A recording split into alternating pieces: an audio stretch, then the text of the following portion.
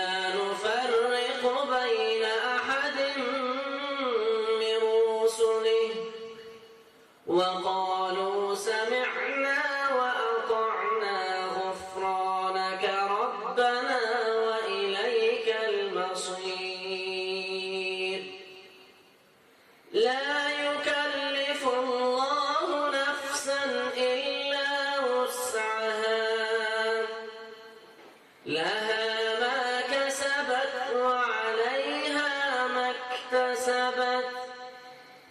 ربنا لا تؤاخذنا إن نسينا أو أخطأنا ربنا ولا تحمل علينا إصرا كما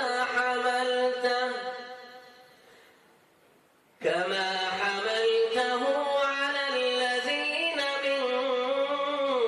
قبلنا ربنا ولا تحملنا ما لا طاقة لنا به واعف عنا واغفر لنا وارحمنا أنت مولانا فانصرنا على القوم الكافرين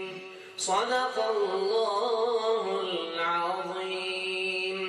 سبحان ربك رب العزة عما يصفون وسلام على المرسلين والحمد